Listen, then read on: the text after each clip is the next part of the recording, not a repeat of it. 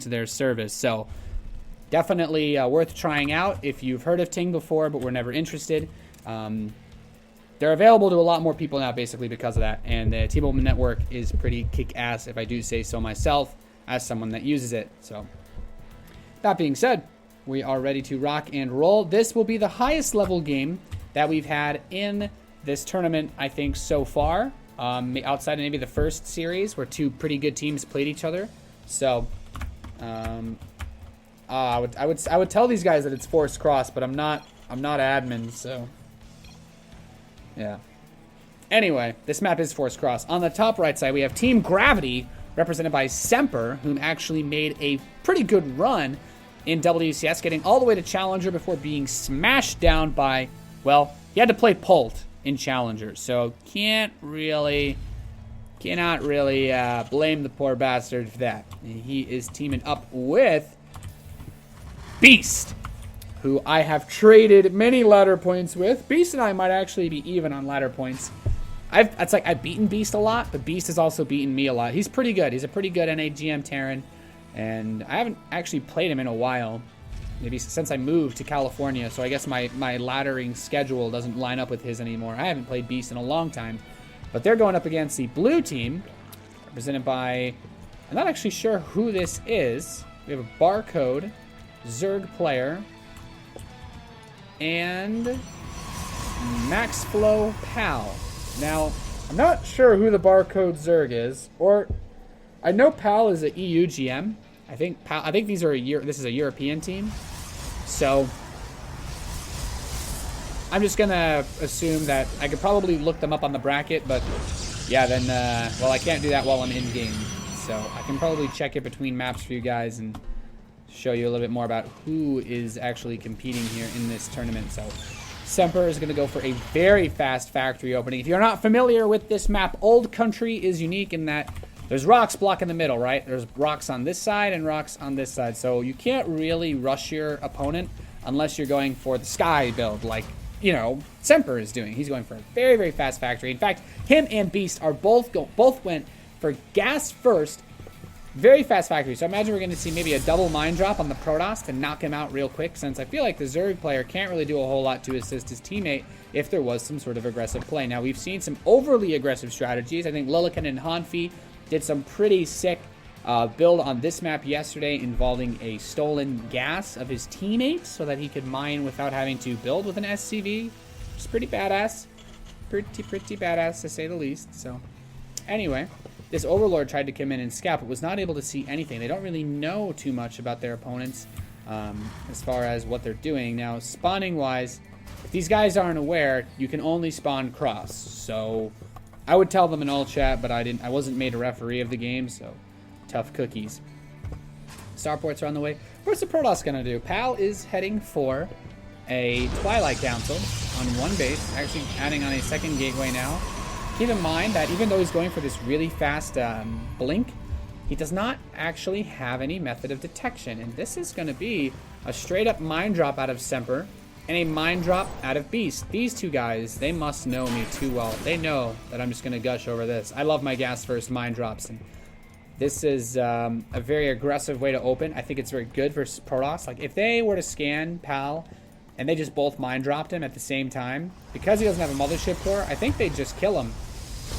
I don't think he would survive. At least before blink finish, and even then it would be tricky. He's going to start a robotics facility just in case, because they don't really know. He sees this gas, which should be enough. Actually, I think he sees that 500 gas has been mined, so he suddenly realizes, he's like, ah, yes, we've had gas being mined for quite some time by these bad boys. So Beast and Semper, they load their medevacs up.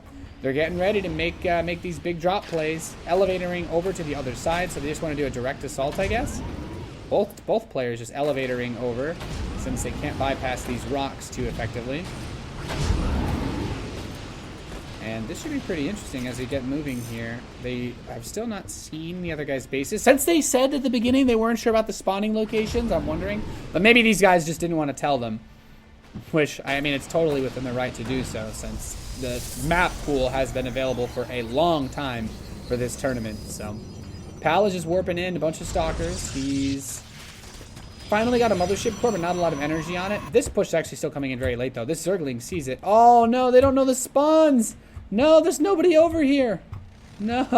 Okay, well, this build is going to be drastically less effective. They basically, this is usually an attack that in a 1v1 game hits at about 6 minutes. For this 2v2, hitting at, oh, I mean, can you call this hitting at 7 minutes and 45 seconds? I don't know. 2 medevacs are going to boost over here. He's got 1 Hellion on the lower ground that he can elevator. As a lot of these Zerglings were baited away. Here comes this drop with the mines. Maybe he can focus on some drones. Is he going to be able to? It doesn't look like it. The mine hasn't fired yet. Hits a queen here.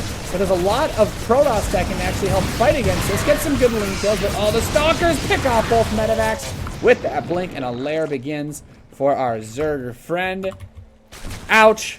Wrecked. Shreked. Top-decked. Mech'd. That was, that did not work out very well at all. There's just basically one Widowmine here that somehow has 0 kills, so... Yeah, like, hit the queen, but didn't kill it, so that's unfortunate. Might kill this queen now, though. Boom! So, got the kill he needed. Maybe not the one he deserved. And now they're going to get to work on these gold rocks and get ready to take that base. Now, Beast and Semper both expanded behind this. Pal is taking a pretty late expo, but he's got a lot of blink stalkers. And Beast, he sees these stalkers, and oh my god, the bunker's not ready yet. Is he just gonna? He's not just gonna die, is he? There's a good amount of bio here, but the blink stalkers, they can just blink for days. And medevacs with the Marauders should be enough to buy time, though, and that's all that really matters here. 2 Hellions, somebody slink by, but they shouldn't be able to get anything done. They are Semper's Hellions. Yeah, not gonna do too much there for him. These stalkers, maybe they're just gonna blink into the main since he has an observer. Yeah, just bypass the bunkers. Although he has a very, oh no, stim. Oh, he focuses down stim, picking it off. Ouch, that's a very unfun place to be. He doesn't know that it was stim since both tech labs were researching. The combat shield is vastly less useful in the long run here. As these stalkers continue to poke, he's just like, yeah, get my shields low, then I'll blink away. No problem, man. No problem, Marino. Okay, picks off one of the stalkers for those Marauders. And, yeah, interesting times here as we do see Spire coming up now for our bar-coded Zerg. Pal has made a switch into Colossus. He's getting his armor upgrades. These stalkers have definitely put a damper in the plans of Beast, who's now starting stim on his right side. Oh, don't blink up? Okay. Really smart focus firing these down. And a scan, what's he looking for? He wants to know the tech. So his scan for the Terran players reveals that it is in fact a Spire push. And it's kind of cool. I have not seen a 2v2 set from 2 Terrans yet in this tournament. Stim is about to finish up for Semper, though. He's got a triple medevac drop loading out, and the blue team is not very aware of this. They won't know. If he goes around and swings through here, he can make it all the way to the main base without being spotted. And he is preparing for some level of drop play, but... Yeah. Oh, I might kill this bunker. That'd be pretty nice. No? Okay. Might need to repair it. There's some defensive banelings already postured here by our bar-coded Zerg. And he's just droning up. Now, he does have the Spire ready, but no Mutalisks just yet. And let's see, as a scan, where is he looking for? Trying to see the Protoss base or scanning for an observer? Oh, he scanned for an observer. But these stalkers continue to just be annoying, just forcing out a little bit of damage. He came over here and just backed off. Okay, Semper's changing his mind about how he wants to do this. These stalkers are being a huge pain in the side here for him, though. Bar-coded Zerg breaks down the rocks. Does have some creep being spread here now, too. Basically just getting ready to make a big push. Semper's boosting his medevacs home. I think he's worried about a big attack coming out of his opponent, but that's not coming.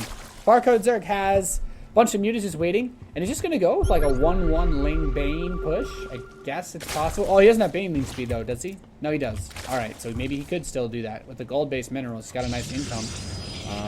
Semper unloads his forces at his own watchtower. I think he realizes he really wants to clean up these stalkers, and he's going to try to do that right now, chasing them down. He blinks away, but there's actually no way for these stalkers to escape. They are cornered. They can run into this main, but there's nowhere to go from here unless he runs down here and jumps out. Oh, the Zerglies are coming to back him up, so he should be able to blink to the low ground now. In fact, is he going to try to overwhelm this army? I don't know, but... Oh, boy. He's going to fly over a bunch of lings, and he sees the banelings at the same time. The Mutalisks hit the main base. These engineering bays are exposed. The 1-1 researching for Semper, which is not yet done. In fact, +1 attack is now finishing up for Beast, but he doesn't have armor. And these are 1-1 Zerglings and banelings coming up here for our Zerg player, with that +1 armor being done for Pal. But Is Pal really going to make this work without the Colossi? Where's the army? Where's the actual army? Oh, he drops mines into his base. 4 mines coming out here, picking off pretty much all the probes inside of the base of Pal. So the economy of the Protoss player absolutely annihilated, down to 37 workers. So he lost what? 20 some? Yeah, he just lost 20 probes. Jesus, that was a very, very effective mine drop he was able to slip in there. Following all the action in 2v2 is hard, boys. I thought he built a Colossus. So he has 3 Colossi. Now they're coming. This army is really freaking strong. There's no Vikings whatsoever. So with force fields, it could be very, very difficult to deal with this, especially force fields, Colossi, and Banelings. Oh my god. I mean, it's a lot of bio, but there's just so much Zerg and Protoss. Here they come moving in. Now the Widowmine actually detonating all the Mutalisks, but over the bio, continuing to run back, leaving the Marauders up front to soak up the Baneling shots. Very smart. Most of the Banelings are gone, but there's still 3 Colossi. I'm not sure how he's supposed to be able to take this down. One of the Colossus loses his shields, but this big push is coming forward. Semper still has a lot of supply over here, but those force fields wrecking the army. SCVs being pulled to try and stop this from the natural expansion, but more Banelings are moving in. Widowmine almost off cooldown. He's able to get the SCVs on top of the Colossus. A few more Marines and Marauders moving forward. He's starting to target down. 1 Colossus falls, but a 4th one shows up in the back. The Stalker's coming home. Vikings now coming out of the starport. Semper picks up another Colossus, but he's running low on the bio units. Marauder is targeting it down, doing its absolute best. There's just so few units on the actual ground. Beast has lost close to everything trying to defend this push. 2 Colossi still remain. Widowmine detonates, but it might not be enough. There's another mine burrowing, but oh, he doesn't have an observer. He doesn't have an observer. He's bought himself some time. There is a drone nibbling on the orbital command as these Marines continue to try and chase. Gets another Colossus backing up, though, as Pal. Ooh, man. Ooh, boy.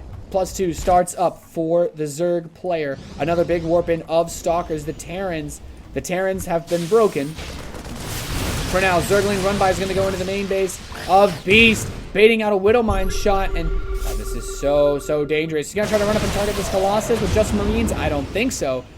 And this command center very exposed at the same time. A drop going into the back of the main base of the Barcode Zerg, held off pretty well. 2 Marines fighting a drone in the center of the map, and whew, okay, so there's still a lot of Marines here for Semper, and I feel like Marauders are, of course, the key for dealing with Colossi. This run-by was cleaned up, so at the end of the day, a scan is like, okay, they've got this base mining. The income for these teams, man, that Barcode Zerg is really raking it in. Of course, Pal, like, he's not really competent as far as economy goes. Oh, he's coming up here. Semper and Beast are trying to engage. Beast has Marauders, Semper has Marines, but those force fields are solid. He actually doesn't have too many force fields left. He warps in more sentries. He's trying to bait him forward as Semper secures this expansion. Keep in mind, there's still a ton of Ling Bane ready to push this. Mutalisks is going to harass a few depots on the right side at the same time. This is some pretty high-level 2v2 we're seeing here, guys. Big engagements, lots of action. A ton of Banelings being made on the south side as the Colossi try to poke forward. Missile turret's actually quite nice to keep the Observer away so that he can't snipe the Widowmines as easily. But the Mutas actually come in, suck up a few shots, trying to bait these Marines over. He does force a stem, and here come the Ling Bane once again, scanning this army to see it. Marauders are up front, but there's a ridiculous number of Banelings being supported by the Colossi, and he comes through, picks up everything this command center should be able to get picked up as well. The Vikings doing what they can, but with so much Ling Bane underneath this army, it's going to be very difficult to actually clean this up. The rest of the forces are moving in. These Stalkers getting a bit far ahead of themselves. As Semper, he's coming in from behind. He's able to pick up 1 Colossus. Going for the second one. He's going to get both of the Colossi. Picking up. He's going to try to boost back. Stalkers might blink below. He gets 1 medevac. That's empty. Gets the full medevac. And still very few units to work with here for the Terran team. This Zerg player has just managed to get away with so much economy that he can continue to just pour out Baneling after Baneling. And that just, I mean, he can't actually deal with the Stalkers, which most of the time isn't supposed to be an issue when you're playing around with army compositions like this. However, that just seems to be the way the cookie is crumbling this game. They're trying to throw up some bunkers, trying to get more of a defense up, but with more sentries and Baneling, there doesn't seem to be much else he can do. Even charge lots entering the fray. Guardian Shield gets popped, so even the Zerglings are safer as the Banelings continue to charge forward. Beast and Semper doing everything that they can to hold on, but I don't think it's going to be enough. GG's called by Semper and Beast. The first game is going to go to our Protoss Zerg team after a very intense game number 1. Oh my god.